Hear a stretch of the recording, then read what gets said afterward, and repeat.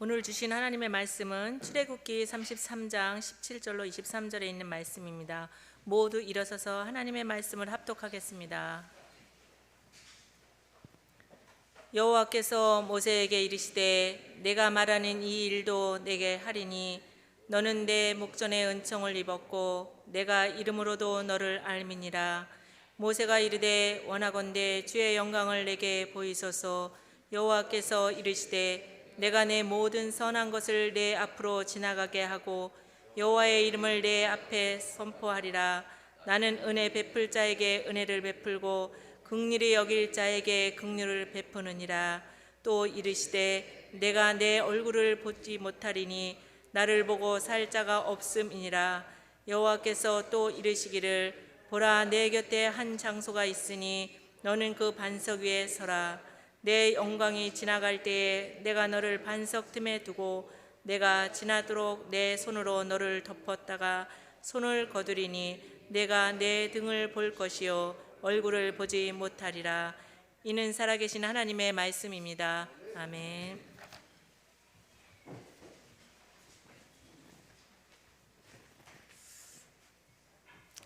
할렐루야. 네. 우리가 살면서 기적도 좋지만 매일매일 일상이 잘 사는 게 더 좋다라고 합니다. 기적은 특별한 거지만 우리는 맨날 특별하게 살 수는 없지요. 매일매일 하루하루의 삶이 하나님이 주시는 형통 가운데 사는 것이 이것이 진짜 복이다라고 얘기합니다. 이것은 비단 우리뿐만 아니라 이스라엘 사람들에게 있어서도 마찬가지였습니다. 그들에게 있어서는 하나님의 특별한 날, 기적을 베푸는 날보다는 하루하루의 삶의 시간들이 훨씬 더 많았고요. 이 하루하루의 삶의 시간을 통해서 이들은 하나님 앞에 감사하기도 했고, 이 시간들 속에서 때로는 힘들고 어려우면 마음에 부담감을 가지고 불평도 하기도 했습니다. 그래서 어쩌면 기적보다 오늘을 어떻게 사는가에 사람들은 더 많은 관심을 가지고 있다는 것을 알 수가 있습니다. 이스라엘에 있어서 이 네게브라고 하는 남부 지역의 이 사막 지역이죠. 광야라고도 하기도 하고 사막 지역인 이 네게브라는 지역이 구약 성경에 있어서 매우 중요한 배경으로 종종 등장하는데요. 출애굽기에 있어서는 전부가 다 이 네게브 사막에 일어났던 일들입니다. 오늘 본문은 호렙산이라고 하는 이 산과 시내의 산이라는 이 산 사이에서 일어났던 이야기입니다. 그 17장에서부터 33장 사이에 있었던 이야기인데요. 역사학자들이나 고고학자들, 지리학자들은 이 시내산, 호렙산 같은 산이다라고 얘기합니다. 부를 때 이것을 호렙이라고 부르기도 하고 시내라고도 부르기도 한 같은 산에 있는 좀 다른 봉우리라고도 해석하기도 합니다. 그래서 결국 같은 지역에 있는 산을 중심으로 해서 2달 가까이 이들이 신광야와 같은 광야를 나갔다가 다시 들어온 상태입니다. 그래서 출애굽기 17장부터 33장은 거의 같은 지역에서 맴돌고 있다라고 보면 되는데요. 이 사이에 무슨 일이 도대체 일어났을까? 출애굽기 17장에 보면 하나님 앞에서 그들은 목이 마릅니다. 갈증이 납니다. 애굽을 떠난 지 한 달이 좀 지나서 물도 없고 마실 것도 떨어져가는 상황입니다. 그러다가 이제 물이 더 이상 바닥에 나는 이 상황에 아예 없으면 짐승들도 죽고 본인들도 죽게 될 거니까요. 물이 떨어지기 전에 벌써부터 갈증을 느끼면서 물을 좀 달라, 하나님께 좀 구하라 라고 얘기합니다. 여러분들도 알다시피 우리도 40도까지 올라간 적이 있었지요. 재작년 40도까지 올라갔는데 정말 뜨겁더라고요. 나가는 것 자체가 엄청 뜨거운데요.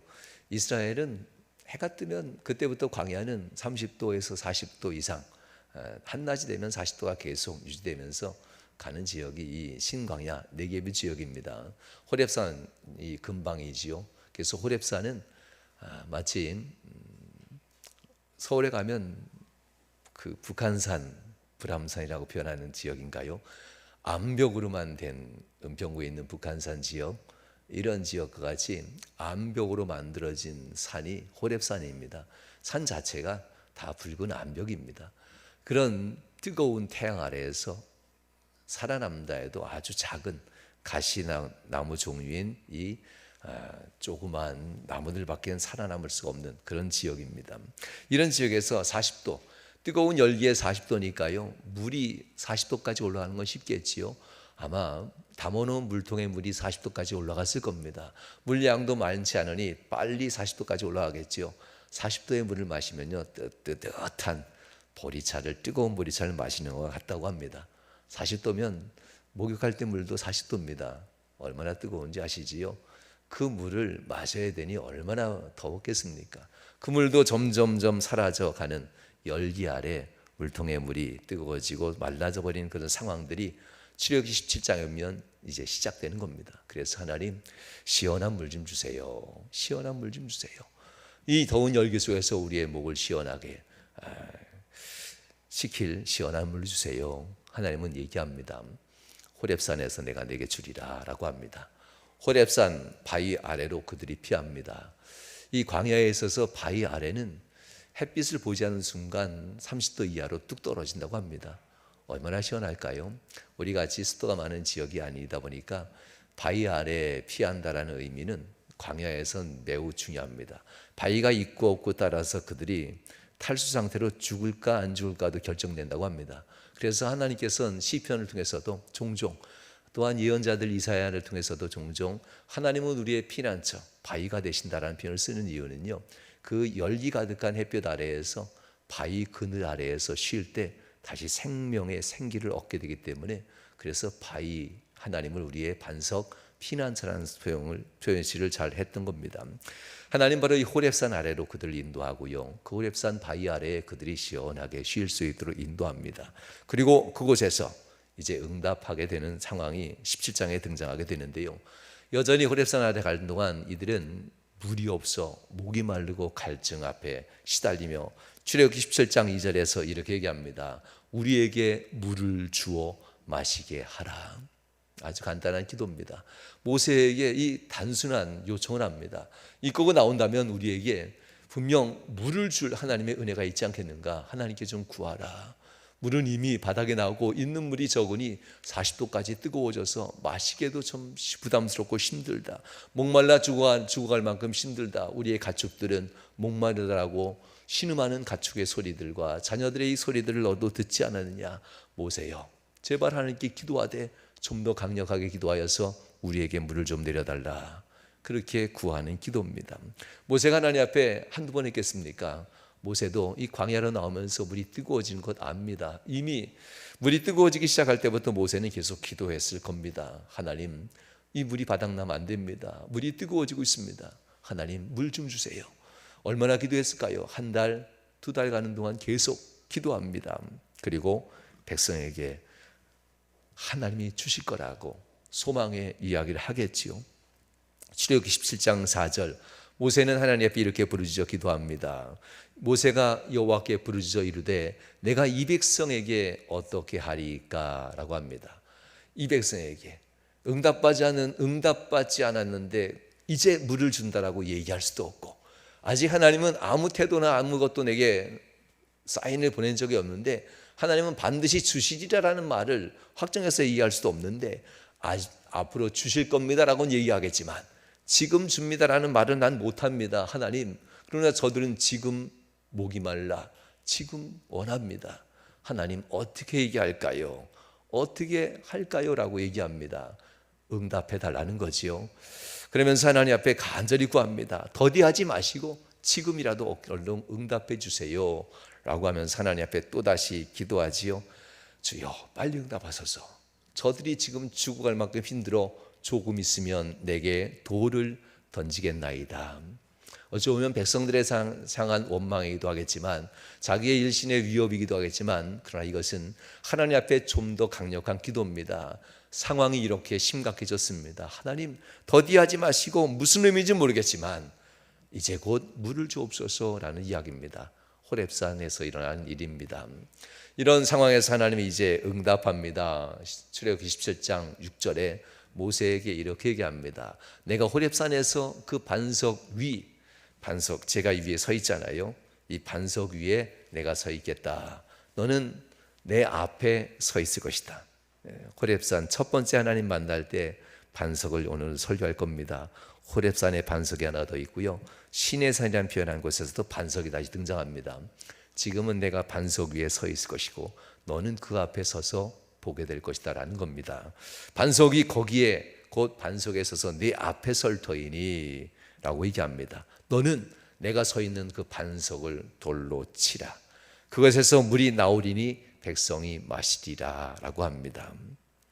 하나님께서 그들에게 응답하는 장면입니다. 하나님이 반석 위에 서셨고 반석에 서신 모습을 백성들이 다 보게 될 것이다. 그리고 너는 그 앞에서 반석을 칠 때 물이 흘러 넘치게 되고 광야의 갈증으로 괴로워하는 모든 이스라엘 사람들, 백성이 그리고 모든 가축들이 그 흘러내리는 물로 말미암아 너희가 나를 어떤 분인지 알게 하리라. 위에 서 계신 하나님. 그래서 반석을 그림 그릴 때 이렇게 그렸습니다. 반석이 위에 있고요. 보면 물이 흘러내리죠. 위에서부터 흘러내리는 모습들, 성화를 이렇게 그렸습니다. 그래서 이 성화 속에서 하나님은 저 위에 서 계신 분이시고 반석에서 물을 받아 마실 때 하나님이 위에 계시도다 하면서 하나님 앞에 공급자, 생명의 근원, 생수의 근원 되신 하나님을 찬양하면서 저 반석 앞에서 물을 받아 갔다라고 이렇게도 그림을 그린 성화가 있습니다. 하나님이 친히 내가 공급자요, 내가 생명의 근원이요, 내가 마르지 않는 샘의 근원인 것을 너희에게 알려주리라 라고 하면서 하나님이 이렇게 하셨던 겁니다. 이 증명, 이것은 목이 마르고 마르면 마를수록, 갈증이 심하고 심하면 심할수록, 힘들고 어려우면 어려울수록 이것이 확실하게 증명되는 겁니다. 여호와 하나님이 과연 공급자시구나. 힘들면 힘들수록 여호와 하나님이 과연 생명의 근원이시구나. 위를 바라보면서 반석에서 흘러내리는 저 물을 받아 마시면서 이것은 곧 하나님께로부터 흘러내리는 생명의 생수가 하나님께로부터 흘러내리는구나를 더 힘들수록 그들은 깨달았고 여기서부터 하나님을 인정하게 되는 겁니다. 그리고 그들이 이렇게 인정하며 그들은 하나님을 예배합니다. 얼마나 감사하겠습니까? 바라볼수록 흘러내리는 생명의 공급자, 바라볼수록 내려주는 하나님의 은혜의 공급자인 것을 하나님 보면서 얼마나 기쁜 예배 생활과 얼마나 기쁜 기도 생활을 하고 또 열심히 다했겠습니까? 예배당이 사랑스럽습니까? 은혜 받은 성도들입니다. 예배당만 바라봐도 마음이 감동이 있습니까? 이곳에서 은혜 받은 성도들입니다. 예배당만 바라봐도 가슴이 뜨거워지고 기도하고 싶습니까? 이곳에서부터 생명의 공급과 은혜의 공급을 받은 성도들은 이런 마음이 들게 됩니다. 여러분들 다시 한번 바라보십시오. 여기서부터 여러분에게 흘러가게 했던 놀라운 축복의 은혜들, 놀라운 하나님의 은총들, 사람은 바뀌어도 하나님은 여전히 여러분에게 똑같이 같은 은혜 같은 축복으로 여전히 공급자인 것을 기억하시길 주님으로 축원합니다. 하나님 한 분이면 됩니다 라고 고백하는 시간입니다. 어디에서? 호렙산에서. 물이 없어 하나님 앞에 구할 때 반석을 쳐서 물이 흐르게 했던 그 호렙산, 그 큰 거대한 바위산 앞에, 바위로부터 흘러내리는 그 물 앞에서 하나님은 한 분, 하나님 한 분이면 됩니다라고 고백하고 즐겁게 기쁘게 신앙생활하면서 그들은 살아갑니다. 은혜를 드리십니다. 호렙산 앞에서 그렇게 머뭅니다.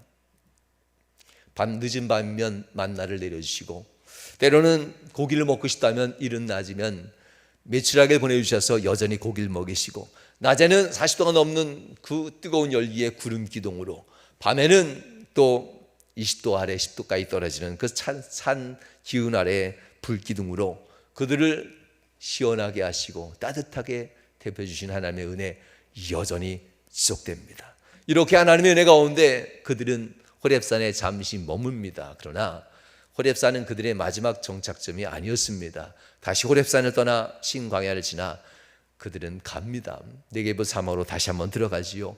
얼마나 돌았을까요? 돌고 또 돕니다. 그러다가 이제 호렙산의 다른 이름인 시내산 앞에 도착하게 됩니다.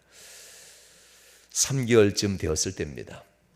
은혜 가운데 신앙 중심에 선 그들, 하나님이 나의 공급자, 하나님이 나의 은혜의 공급자, 생명의 공급자인 것을 고백하면서 신앙생활했던 그들에게 이제 준비가 된 듯이 하나님은 이 시내산에서 멈추어 서서 여러 가지 법을 가르쳐줍니다. 그것이 바로 17장 이후 33장, 32장까지 하나님은 많은 법을 가르쳐주는 겁니다. 이 법, 저 법 다 가르쳐주면서 너희가 따라야 될 기준들, 규례들 하나하나 가르쳐주고 내게 예배하는 방법들, 내게 나오는 방법들, 내게 헌물하고 내게 드리는 방법들, 내게 나와서 내 마음을 어떻게 드려야 되는 방법들, 모두가 공동체로서 어떻게 예배하는지, 모두가 서로의 마음을 이루고 하나가 되는 이 방법들, 이런 것들을 바로 이곳에서 호렙산과 시내산 사이, 이 3개월 사이 시내산에 들어와서 여러 달을 머물면서 그곳에서 모세를 통해 가르칩니다. 하나님을 존경하고 하나님을 사랑하고 모세를 존경하는 이들은 하나하나 말씀을 듣습니다. 그리고 이곳에서 드디어 회막을 짓습니다. 이 회막은 그거죠. 모일 회자를 쓰는 겁니다. 하나님과 너희들이 모이는 곳, 곧 하나님이 너희들을 만나기 위해서 오는 곳입니다. 그래서 전에는 하나님이 우리가 함께하는 광야의 길이지만 회막, 이 천막이라고 하는 이 천막을 만들 때 하나님이 이곳에 임재할 테니 너희가 모여라 라는 겁니다. 그래서 회막은 하나님과 만나는 장소입니다. 회막을 만들고 이곳에서 내가 여기에 너희를 만날 테니 너희는 이 앞에 모여라 라는 의미로 이제부터 시내산에서는 내가 너희 외에 임재한다라는 의미로 회막이라는 것을 만들게 하고 축복을 줍니다. 그리고 이제 내가 너희에게 임재할 터이니 너희는 더욱더 거룩한 모습으로 10가지의 계명 반드시 지켜야 된다라고 합니다. 전에는 너희 앞에서 동행하고 인도하는 내 하나님이라면 이제는 너희 안에서 임재할 터이니 너희가 더욱더 조심해야 된다 하면서 10가지의 십계명을 주는 겁니다. 이 10가지의 십계명, 하나님은 시내산 위에서 이렇게 표현합니다. 호렙산에서는 불타는 떨기나무로 40년 전 모세를 만나 주셨다면 이 시내산은 좀 다릅니다. 시내산은 불타는 떨기나무 전관이었습니다. 십계명을 받을 때에 시내산 꼭대기가, 호렙산이라고 하는 이 시내산 꼭대기가 불 가운데 있었다고 합니다. 아마 가마솥이 불 가운데 있으면 시커멓게 타잖아요. 아궁이들 다 타는 것처럼. 그래서 시내산이 아마 그 정상에 시커멓게 타지 않았을까. 왜냐하면 40주야를 불이 임했는데 구름이 임했고 불이 임해서 시내산 위에는 얼마나 불기둥이 강했는지 구름으로 가려주지 않았으면 그 아래에 있던 사람들이 모두가 다 죽었을 것이다라고 표현합니다. 그 위력이 너무나 강해서. 그래서 하나님은 구름으로 그 모든 것을 가려서 구름 속에서 불이 번쩍이는 것밖에는 보지 못할 정도였다고 합니다. 시내산에서의 십계명은 정말 무섭고도 무서운 장면입니다. 감히 어떻게 상대할 수 없는 장면입니다. 이 시내산 꼭대기가 불로 타고 있었다는 겁니다. 그래서 어떤 분들은 그 호렙산이 있는 산 줄기 중에 호렙산 바로 옆에 저 정상이 까만 돌로 되어 있는 산을 놓고 여기가 시내산이라고 해요. 왜냐하면 40일 동안 그 엄청난 용광로와 같은 불이 붙었으니 시커멓게 된 정상이 바로 여기가 시내산이 아니겠느냐라고까지도 얘기할 정도입니다. 그렇게 40일 주야할 동안 하나님은 십계명을 바로 이 시내산에서 모세에게 줍니다. 그리고 십계명을 들고 내려가려고 하는데요. 내려가는 타임이 참 세상 말로 기가 막힙니다. 이제 내려가라 하면서 은혜롭게 가면 되는데 빨리 내려가라. 내가 이끈 백성들이 지금 난리가 났다라고 하는 이 장면이 참 묘하지요. 하나님의 은혜 받을 준비 다 됐고 하나님이 복 줄 준비 다 됐고 하나님이 십계명이라고 하는 이 10가지의 법만 이제 있으면 그들은 완벽하게 하나님의 동행이 아니라 하나님의 임재하면서도 죽지 않고 사는 사람으로 바뀌어주게 되는데 지금 너희에게 임재했다간 너희가 죽을까 한다. 속히 내려가라 라고 하면서 모세를 내려보내는 장면입니다. 이 40일 하나님 앞에서 한 달, 2달 넘는 동안 모세와 더불어서 들었던 이 말씀들 충분한 양육이 됐잖아요. 그리고 나서 다시 40일 동안 잠시 떨어져 있는 겁니다. 40일 동안 아론을 중심으로 해서 지도자들은 하나님 앞에 함께 기도합니다. 모세는 하나님 앞에 가서 올라가서 응답받고 오리라. 은혜의 말씀 준다 하시니 내가 올라가리라면 아론과 지도자들은 이 아래에서 두려운 마음으로 함께 기도하고 있어야 되지요. 40일은 우리가 은혜 가운데 들어가기도 참 귀한 시간입니다. 40일은 하나님의 놀라운 은총 받기에도 귀한 시간인데요. 40일은 우리가 타락하기에도 충분한 시간입니다. 40일 약 한 달 보름, 쉽게 따지면 6주 정도면 우린 타락할 수도 있다는 겁니다. 완벽하게 하나님의 사람이 아닌 세상 사람으로 바뀔 수 있다고 하는 것, 완벽하게 하나님 앞에 구원받은 백성이 아닌 하나님이 버리는 백성으로 바뀔 수도 있는 시간이 6주밖에 안 된다는 사실이 참 무섭습니다.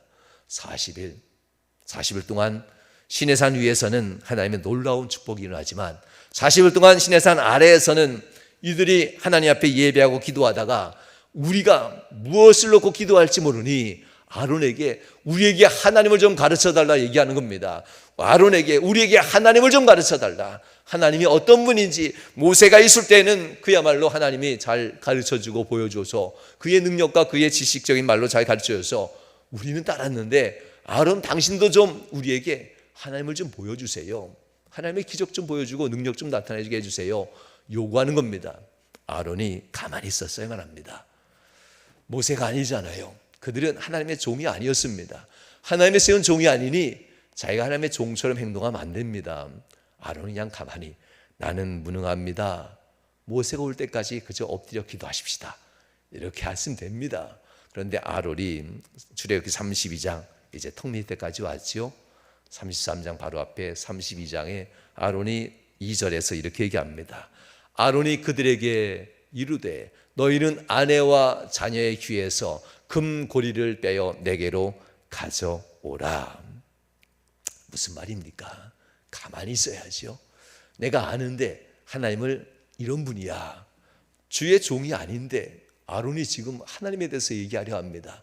지금 모세도 잘 몰라서 나는 입이 둔하고 나는 지혜롭지 못한 자인데 하나님은 어떻게 전하리까 하면서 하나님 앞에 은혜 받은 이 모세조차도 내가 하나님을 모릅니다라고 얘기하면서 하나님 매 순간마다 인도해 주셔야만 합니다라고 얘기했던 이 하나님을 내가 안다라고 합니다. 너의 귀에서 금고리를 빼어 내게 가져오면 그 하나님을 내가 내게 보이리라 라고 아론이 그만 실수하는 범죄하는 장면입니다. 위험한 장면이지요. 우리가 종종 이런 사람 만나거든 목사님께 물어보고 올게요 라고 얘기하는 게 정답입니다. 어디 가서 성경 얘기 좀 들어보실래요? 여기 들으면 누군지 말씀해 주세요. 목사님께 전화 한번 하고 내가 들을게요. 이렇게 하면 신천지든 뭐든 다 가버립니다. 할렐루야. 그러니 담임 목사님 많이 사랑해 주시기 바랍니다. 신천지에 유혹이 없어서 저한테 전화 안 하시는 거다는 믿고 있을 테니까요. 그렇습니다. 모세조차도 나는 아이고 나는 입이 둔하고 나는 지혜롭지 못하고 뻣뻣한 자입니다. 어떻게 말하리까? 하나님 앞에 했던 그 모세조차도 하나님을 아는 것이 불가능하다 했는데 세상 사람들은 종종 자기가 하나님을 아는 것처럼 행동합니다. 금고리를 내게 가져오라. 가져온 금고리를 이제 가지고 녹입니다. 그리고 부어 금송아지의 형상을 만들고 그리고 그것을 조각칼로 새겨서 그것을 만들어냅니다. 그리고 얘기합니다. 그들에게 말하되 이스라엘아, 뒷감당 어떻게 하려고 이런 말 하는지 모르겠습니다. 이는 너희를 애굽 땅에서 인도하여 낸 너희의 신이로다 하는지라. 아론이 하나님을 만들어냈습니다. 그리고 이스라엘 백성들은 하나같이 다 이 말에 현혹되고 넘어갑니다. 이 말에 쓰러져 버립니다. 아론이 그렇게 갑니다. 이것이 바로 너희를 인도해낸 신이로다. 신기하죠? 보통 사람들, 백성들은 이 말을 믿습니다. 그리고 염려하고 근심하고 두려워하던 마음을 내려놓고 금송아지가 저 형상을 가진 저분이 하나님이구나. 저 형상을 가진 저분이 하나님이구나. 그들이 평안을 가졌다는 겁니다. 기도에 있어서도 어쩜 그렇게 열심히 하는지, 예배에 있어서 금송아지 앞에 놓고 예배하니까 예배가 잘 돼. 기도도 잘 되고, 아론이 만들어 놓은 금송아지가 너희 하나님이라고 얘기해버리니까 이상하게도 예배가 즐겁고 축제의 분위기로 바뀌는 겁니다. 그렇게 그들이 좋게 생각하는 대로 금송아지를 하나님 만들어버리고 예배하고 그들 나름대로의 정성을 다합니다. 정성을 다해서 예배가 기쁩니다. 기도가 기쁩니다. 그 앞에 금송아지를 만들어 놓으니까 모두가 한마음 한뜻으로 하나님을 경배한다고 하면서 앞에 있는 금송아지를 놓고 경배하고 있었던 사실입니다. 성도 여러분, 이것은 분명 하나님의 뜻과 다릅니다. 이것은 분명 하나님의 법도와 명령과도 많이 다릅니다. 아니, 완벽하게 다릅니다. 그들은 하나님이 어떻게 명령하셨는지 생각하지도 않은 채 자기들이 만든 신을 의지하면서 그들은 그렇게 예배하고 있었다는 이야기입니다. 하나님은 용서하지 않으십니다. 금송아지를 자신이 좋아하는 것으로 자기 신이 좋아하는 것으로, 자신이 소중하게 생각하는 것으로, 이것으로 자기의 신을 삼고 마음의 중심을 삼고 이것으로 통해서 하나님의 명령을 따르는 것보다 이것을 더 중요하게 여기는 이러한 생각을 가진 이 백성을 그냥 놔둘 수가 없었습니다. 출애굽기 32장 10절에 하나님은 이 백성을 향해서 이렇게 얘기합니다. 내가 그들에게 진노하여 그들을 진멸하리라. 그들을 더 이상 큰 나라 만들지 않을 것이다. 그들을 더 이상 내 백성 만들지 않을 것이다. 내게 하는 대로 그대로 주어라. 너는 내게 중보하지 마. 저런 자들 중보하지 마. 너는 그만 기도해라. 나는 내 뜻대로 할 거야. 그들을 내가 진노 가운데 진멸하리라. 하나님은 정말 무섭게 행동합니다. 그리고 모세는 그 무서운 하나님 앞에 진멸하지 마소서 바로 시내산 앞에서 하는 겁니다. 이 산 앞에서 얼마 전에는 반석을 쳐서 물을 내리던 그 반석 앞에서 하겠지요. 이 반석 앞에서 다시 엎드려 기도하는 겁니다. 주님, 생명의 공급자, 은혜의 공급자, 생명 생수의 공급자이신 하나님이 이 땅에 데려오셔서 우리를 죽이려고 데려오셨습니까? 세상이 하나님 우리를 비우는 것이 아니라 하나님을 비웃지 않겠습니까? 백성 삼다에 쳐놓고 이 땅에서 좋은 거 다 주셔놓고 이제 죽이신다면 세상이 뭐라 말하겠습니까? 하나님 제발 버리지 마소서. 이렇게 하나님 앞에 모세가 기도하는 장면입니다. 출애굽기 33장 14절에 하나님은 모세에게 이렇게 얘기합니다. 화를 내리지 않기로. 내가 화를 내리지 않겠다. 내가 친히 가리겠다. 내가 너와 함께 친히 갈 것이다. 두려워하지 말라 하면서 내가 화를 내지 않겠다. 마음을 돌이키신다는 표현을 쓰게 됩니다. 성도 여러분, 나름대로의 신앙이지요. 금송아지, 그들은 그것이 정말 우상인지 몰랐습니다. 금송아지, 그들은 그것이 정말 죄인지 몰랐습니다. 그저 조금 더 편하게 신앙생활하려고 한 것뿐입니다. 조금 더 즐겁게 신앙생활하려고 한 것뿐입니다. 조금 더 모두가 안정적으로 두려움 없이 염려 없이 신앙생활하려고 한 것뿐입니다. 금송아지가 금덩어리가 우상인지는 전혀 몰랐습니다. 그런데 하나님은 이것이 우상인 것을 알았습니다. 왜냐하면 그들은 정성을 다해 하나님을 섬기는 것보다 여전히 귀에 있는 금고리를 더 소중하게 여기고 있었습니다. 그들은 정성을 다해 하나님 앞에 마음을 다해 예배하는 것보다 그의 품 안에 있는 금을 더 소중하게 여기고 있었습니다. 하나님이 이 진노하는 마음 앞에서 모세의 응답하기 전에, 내가 내게 돌이키리라는 응답하기 전에 모세의 기도를 듣고 이렇게 얘기합니다. 너희의 귀에 장신구를 떼어내라. 회개하는 자들이 어떻게 귀에 금고리를 하고 있느냐? 너희 몸에 있는 장신구를 떼어내라. 회개하는 자들이 어떻게 몸에 장신구를 가지고 회개하고 있느냐? 그러면 내가 한번 생각해 보리라.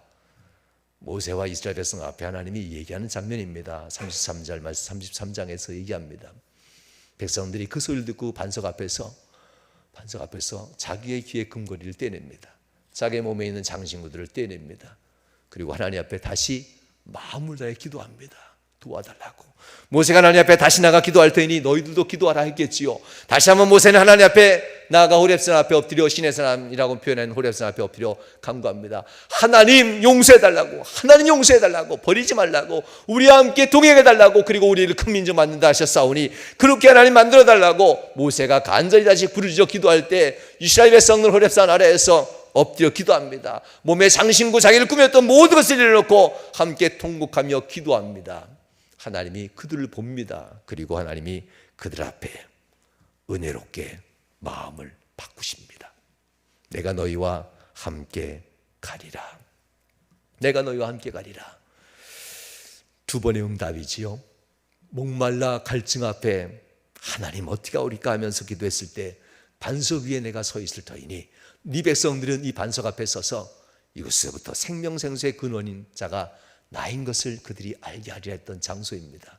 이제 하나님은 출애굽기 33장 14절에서 그들 앞에 이야기하는 장면, 내가 너와 함께 가리라, 친히 가리라, 내가 너를 쉬게 하리라 라고 얘기합니다. 성도 여러분, 이스라엘 백성들은 출애굽기 33장 6절 응답 다 받고 난 이후에 그들은 이제부터 가나안 땅 갈 때까지 출애굽기 33장 6절에 이들은 이렇게 행동하지요. 요 이스라엘 자손이 호렙 산에서부터 그들의 장신구를 떼어내니라. 가나안 땅 들어갈 때까지 자기의 장신구를 떼어내고 나는 범사에 연약한 자입니다. 내가 하나님 앞에 범죄하거든 다시 기도할 때 용서해달라는 뜻입니다. 내가 어찌 화려한 모습을 입겠습니까? 범죄한 자로서 나는 하나님 앞에 내 장신구를 떼내고 하나님 앞에 기도하는 자, 참여하는 자, 하나님 앞에 내 단장하지 아니하며 주님 앞에 기도하는 자로 서겠습니다 하며 하나님 앞에 마음을 바꿉니다. 이스라엘 백성들이 마음을 바꾸고 삶을 바꾸자 하나님의 마음도 바꾸십니다. 함께 가리라. 할렐루야, 할렐루야. 여러분, 하나님 참 좋은 분입니다. 하나님은 출애굽기 33장 14절 이하에서 응답하시면서 이렇게도 얘기합니다. 나는 은혜를 베풀 자에게 은혜를 베풀고 나는 긍휼을 베풀 자에게 긍휼을 베푸느니라. 누굴까요? 참여하는 자입니다. 누굴까요? 죄가 없는 자가 아닙니다. 다 죄가 있지요. 참여하는 자로서 내가 아닌 하나님께 내 마음 내어드리고 나를 꾸미는 자가 아닌 하나님께 영광 돌리는 이런 자, 이런 자에게 내가 자비를 베풀 자에게 자비를 베풀고 내가 긍휼을 베풀 자에게 긍휼을 베푸니라. 하나님은 말씀합니다. 그리고 이스라엘 백성들 앞에 다시 한번 증거를 줍니다. 절호에 하나님도 기회지요. 반석 앞에 물 목말라 있을 때 하나님이 기회 한번 잡으셨잖아요. 내가 너희의 생명의 공급자야 가르쳐 주셨잖아요. 지금도 죽다 살아난 이스라엘 백성들 앞에 하나님은 다시 한번 교훈을 줍니다. 죽다 살아났잖아요. 다 죽이를 하다가 하나님이 다시 응답하면서 다시 내가 너가 함께하리라 하니 백성들의 마음이 얼마나 간절하고 열망이 뜨거웠겠습니까? 하나님은 이스라엘 백성들 앞에서 다시 한번 이렇게 얘기합니다. 출애굽기 33장 21절과 23절에서 이스라엘 백성들에게 이렇게 얘기하죠. 여호와께서도 이르시되 보라 내 곁에 한 장소가 있으니 너는 그 반석에 서리라. 전에는 반석 앞에 섰던 이스라엘 백성입니다. 모세가 대표지요. 모세야 이제 내가 선 이 반석 위에 올라오너라 라는 겁니다. 생명의 죽음을 통과했으니 너희가 참여하는 방법도 알고 너가 내게 나와 너의 장신구를 떼내고 참여하는 방법도 알았으니 너는 그 자리에 있지 말고 이제 올라오너라. 하나님과 함께 임재한다는 뜻입니다. 전에는 내가 멀리서 이끌었다면 이제 내가 너와 함께 할 것이다. 올라와라. 올라오게 합니다.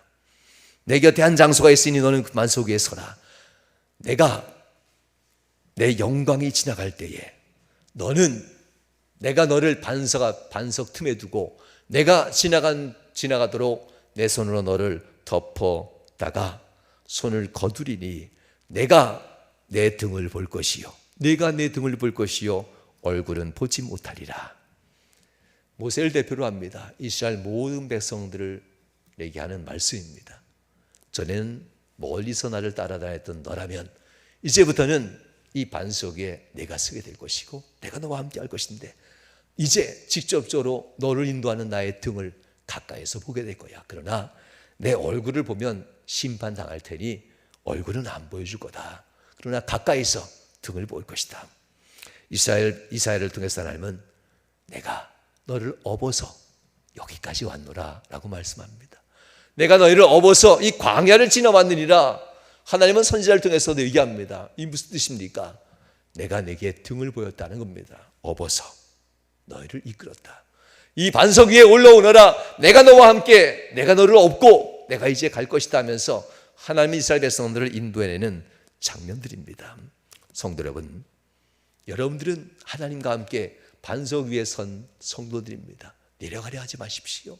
여러분들은 반석 위에 선 성도들입니다. 내려가는 순간 광야의 모래바닥 위에 서게 됩니다. 내려가는 순간 광야의 모래바닥에서 세월이 흘러가면 모래 아래 묻혀버릴 영광받게 되지 않습니다. 그러나 반석에 서면 하나님의 영광을 볼 것이고 반석에서 믿음으로 하는 말씀 붙들고 하나님 앞에 은혜 붙들고 가면 하나님의 준비하신 놀라운 자비의 주인공, 하나님의 긍휼의 주인공들이 다 될 것입니다.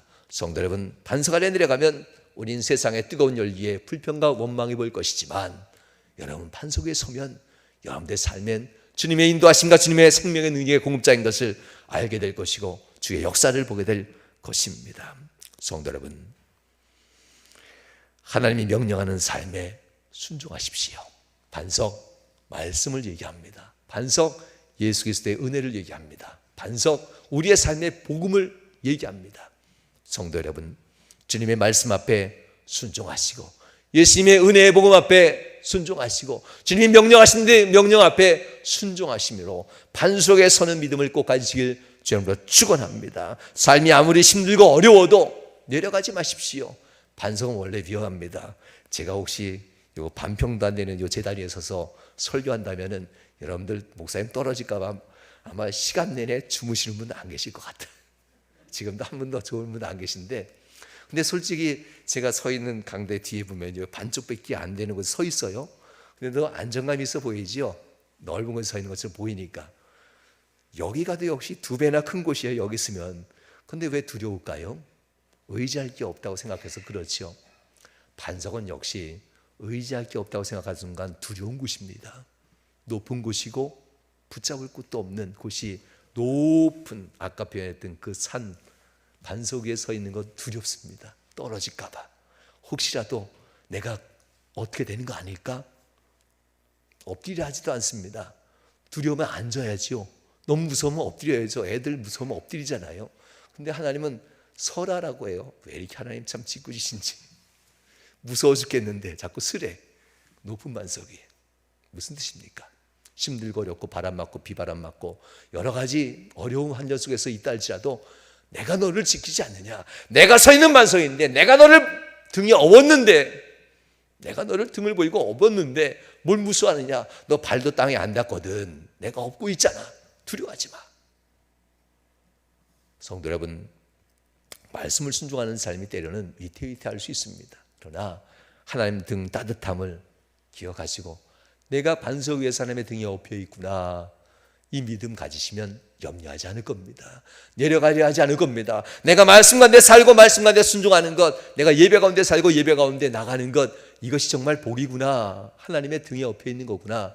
예배를 생명처럼 여기시고요, 기도를 호흡처럼, 생명의 호흡처럼 여기셔서 예배와 기도가 여러분 삶의 가장 중요한 것으로 하나님 앞에 내어드리는 진정한 예배자, 진정한 기도자로 서시길 주님으로 축원합니다. 다 보이실 겁니다. 다 보이실 겁니다. 영광을 보이시고 따뜻한 주님의 등도 한번 맛보시고 주님 나라 갈 때까지 주님의 등에 업히셔서 살아가는 복된 성도 여러분 모두가 되시길 주님으로 축원합니다. 이 시간 주여 한번 외친 후에 하나님 나를 도우소서. 강하고 능하신 주의 손으로 나를 덮으시기도 하고 나를 붙드시기도 하고 나를 업으시기도 하는 주의 능력이 내게 임하길 소원합니다. 이 시간 주여 삼차가시니 합심하여 기도하겠습니다. 주여 주여 주여 은혜 더하여 주시옵소서. 역사해 주시옵소서. 권능으로 함께해 주옵소서. 인도하여 주시옵소서. 하나님 주님 앞에서 살아가는 우리의 인생들, 우리가 하는 믿음의 이 길 위에 새로운 하나님 아버지 길이 힘들고 어렵고 비만한 가운데 좁고 협착한 길을 간다 할지라도 두려워하지 않을 것은 말씀이 나를 붙들고 은혜가 나를 붙들고 주의 놀라운 손길이 나를 붙들고 주의 따뜻한 등으로 나를 업으셔서 내가 너를 업어서 이곳을 지나왔느니라. 내가 너를 업어서 홍해도 건너고 내가 너를 업어서 이 강도 건너고 내가 너를 업어서 이 광야를 지나왔느냐 하셨던 주님의 은혜를 경험하는 모든 성도들 역사해 주시옵소서. 영광을 보게 하여 주옵소서. 은혜도 하여 주옵소서. 주께서 복 주시고 함께 하심을 간절히 바랍니다. 인도하심 바랍니다. 역사해 주옵소서. 주님 복의 복을 도하심을 간절히 바랍니다. 역사하심 바랍니다. 주님 복 주시옵소서. 은총도 하여 주시옵소서. 하나님 예배의 승리자, 기도의 승리자, 주의 말씀에 순종하는 믿음의 승리자 되어서 하나님 아버지 앞에 영광 참여 드릴 수 있는 은혜에 대해 주옵소서. 주여 하나님 아버지 도우소서. 하나님 역사하소서. 결단하시고 신앙하게 하시고 순종한 마음으로 결단하게 하시고 신앙하게 하셔서 하나님 말씀을 따라 예배하게 하시고 말씀을 따라 기도하게 하셔서 예배는 생명처럼 기도를 호흡처럼 여기면서 하나님 앞에 설 수 있는 명함의 모든 성도들로 인도하여 주시옵소서. 역사해 주옵소서. 역사해 주옵소서. 여기 우리의 심장이 떠내리는 하나님 충돌되게 하옵소서. 여기 우리의 심장이 내어지는 성도되게 하여 주옵소서. 인도해 주시옵소서. 하나님이여 자비로우신 주의 손길이 우리의 삶을 붙드시고 은혜의 손길이 우리를 마음에 붙드시는 역사를 경험하는 모든 성도들로 은혜도 하여 주옵소서. 역사하신 바랍니다. 도와주옵소서. 인도하신 바랍니다. 역사하소서. 역사하신 바라며 예수님 이름으로 기도하옵나이다. 아멘. 주님 다시 오실 때까지 찬양합니다. 주님 다시 오실 때까지 나는 이 길을 가리라. 좁은 길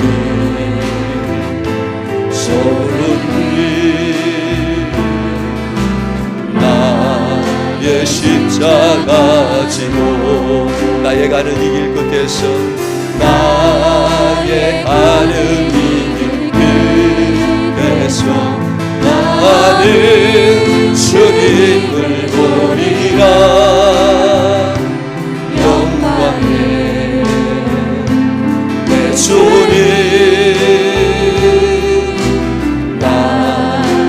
맞아주시니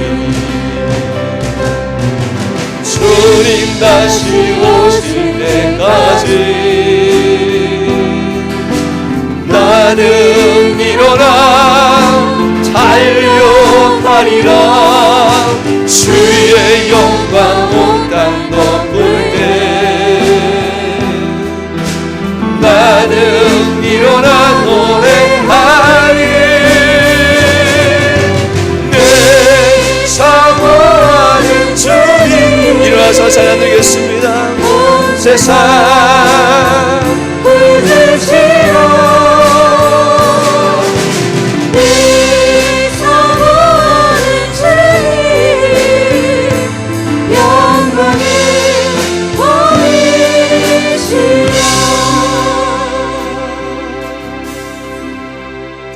하나님, 여기 하나님 앞에 예물 드립니다. 주님,